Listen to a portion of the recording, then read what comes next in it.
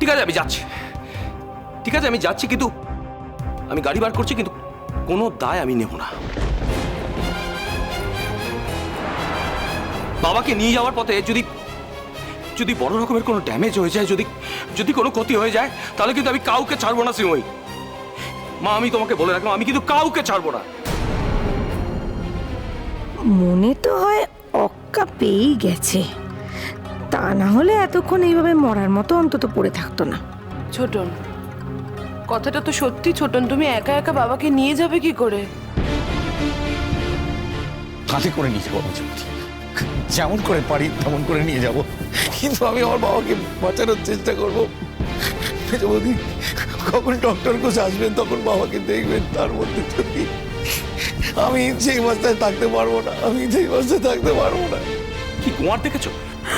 ছোটন, তোর বাবা কি আছে না গেছে রে?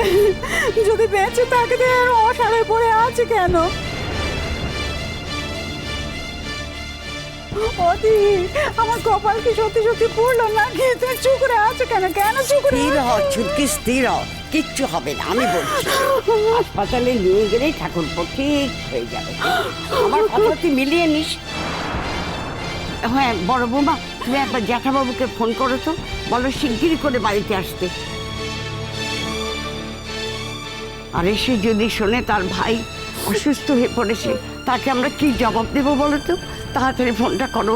কিচ্ছু হয়নি। তুমি তুমি চিন্তা করো না শোনা যেটা, আমি এক্ষুনি ফোন করছি জ্যাঠাবাবুকে, এক্ষুনি ফোন। ও বাবা, ও বাবা, বাবা তুমি মরে গেলে কি করে হবে বাবা? হ্যাঁ আমি কি করে বাঁচবো? আমার মতো মেয়েকে রেখে তুমি মরে গিয়েও শান্তি পাবে? হ্যাঁ বাবা, ও বাবা, বাবা আমাকে কে মা বলে ডাকবে? কি আমার সঙ্গে নাটক নাটক খেলবে?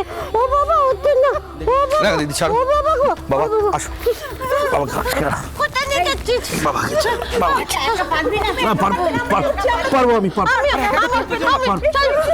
চল, ও বাবা, ও বাবা।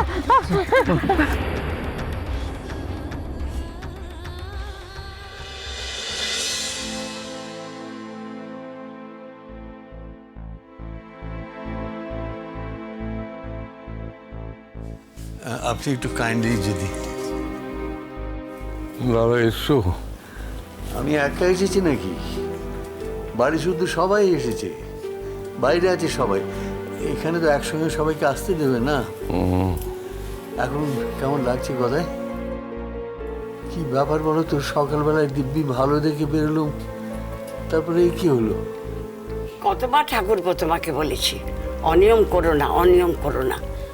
তুমি আমার একটা কথাও শোনোনি। ছুটকিকে তো তুমি মানুষ বলেই মনে করো না। যদি আমাকে একটু সমঝে চলো, বাস দাদা আসার পর বৌদিকে ভাবলাম বাড়ির সবাই মিলে পুরীতে গিয়ে দুদিন আনন্দ করব। হঠাৎ যে কি ঘটিয়ে বসলে।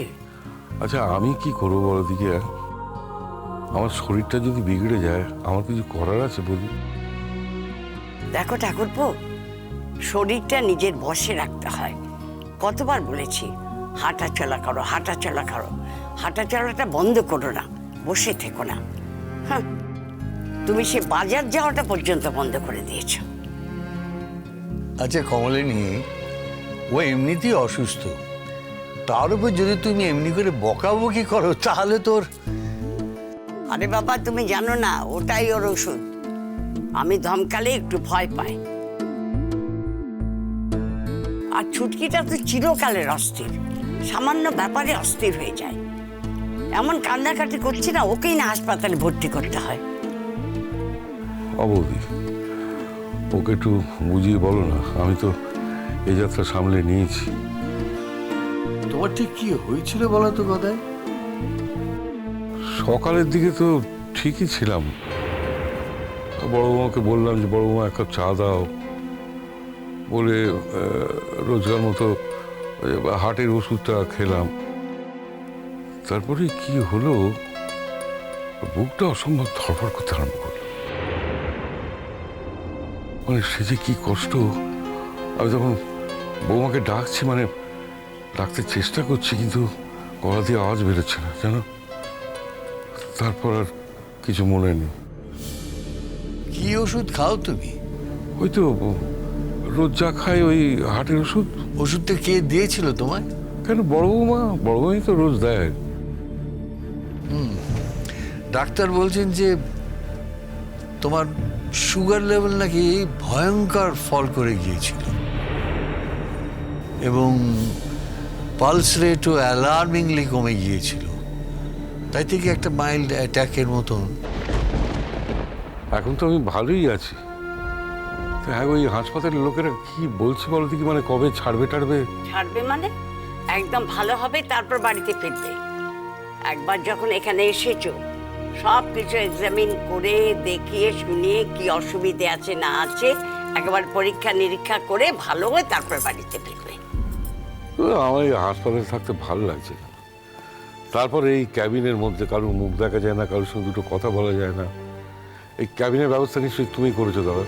আশ্চর্য, আমার ভাইয়ের অসুখ করেছে, আমি তাকে যেমন তেমন ভাবে ফেলে রাখবো নাকি? শুধু শুধু চারটি টাকা খরচা কোনো মানে হয়? এসব নিয়ে তুমি কেন মাথা কামাচ্ছ শুনি? সব ব্যাপারে নাক গলানো চাই। এখন তুমি শুয়ে বিশ্রাম নাও। হ্যাঁ, তোমার তো এসব অবান্তর বিষয় নিয়ে ভাবার কোনো দরকার নেই। তাছাড়া দাদার ওপর কথা বলার সাহস তোমার হয় কি করে, এইটি তো বুঝতে পারছি না। তুমি আমায় বকছো? বকার মতন কাজ করলে তো বকুনি খেতে হবে। আজকে তুমি ছেলে মেয়ের বাবা হয়েছো কি নাতি নাতনির দাদু হয়েছো, তাই জন্য তো মাথাটা কিনে নাওনি। তুমি তো আমার সেই ছোট ভাইটি আছো। বেশ, আমি আর কিছু বলবো না। বলবে তো নাই, বলতে গিয়েছিলে কেন শুনি? আচ্ছা, দাদার টাকা বলে আমার গায়ে লাগবে না? সারাটা জীবন বিদেশ হয়ে কাটালো, কি কষ্টের রোজগার। সেই টাকাগুলো যদি জলের মতো খরচ হয়ে যায়, আমার বুকে বাঁচবে না? আমার দাদাই তো নাকি। রোজগার কেন করে ঠাকুরপো? এই কারণেই করে যে মানুষের বিপদে আপদে নিজের জনকে যেন বুক দিয়ে আগলাতে পারে। নইলে রোজগার করে কি লাভ যদি ভালো কাজে নাই লাগে? টাকা রোজগারের জন্য কিন্তু তোমার দাদা কোনোদিন টাকা রোজগার করেনি। টাকা কিছু এসে গেছে হাতে, আমার প্রয়োজনটা তো কম ছিল তাই। আর সেই টাকা দিয়ে ওই মাঝে মধ্যে হয়তো দু একজনের উপকার করতে পেরেছি, করে ধন্য হয়েছি। কারুর লেখাপড়ার ব্যবস্থা করেছি হয়তো একটু, কারুর অসুখ বিসুখে সাহায্য করেছি, কিন্তু আমার নিজের আত্মীয় পরিজনের জন্যে কোনোদিন কিচ্ছু করতে পারিনি। প্রথম যখন বিদেশে রোজগার করে বাড়িতে টাকা পাঠাতাম, বাবা সে টাকা কুলাঙ্গারের পাঠানো টাকা বলে গ্রহণ করতেন না, ফেরত পাঠিয়ে দিতেন। আজকে প্রথম আমার মনে হচ্ছে যে আমার নিজের মানুষ, আমার কাছের মানুষ কারোর জন্য কিছু আমি করতে পারছি। এটা কি তুমি বাজি খরচ বলছো কদাই? না, এটা আমার মনে হচ্ছে যে এতদিনে বোধহয় যে টাকাটা আমি রোজগার করেছি সেটা সত্যি সত্যি কোনো কাজে লাগলো।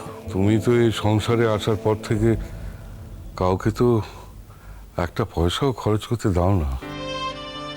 বাড়ি, উনি হচ্ছেন বাড়ির বড় ছেলে, ওনার তো এটা কর্তব্য। তুমি করনি এতদিন তো সবার জন্যই করেছো, মরতে মরতে হলেও করেছো। তোমার কষ্ট হয়নি, কিন্তু এতটুকু তো কাউকে বুঝতে দাওনি। জানো দাদা, অনেক সময় গয়নাগাটিতেও হাত পড়েছে। আর শুধু তোমার বৌমার না, বৌদিরও হাত গলা সব খালি হয়ে গেছে। বলো না গদাই, তাতে শুধু নিজের অপরাধ বোধটাই পাহাড় প্রমাণ হয়ে ওঠে।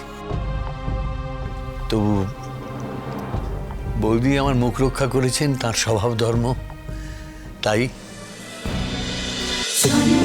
বাজে জন্মপথ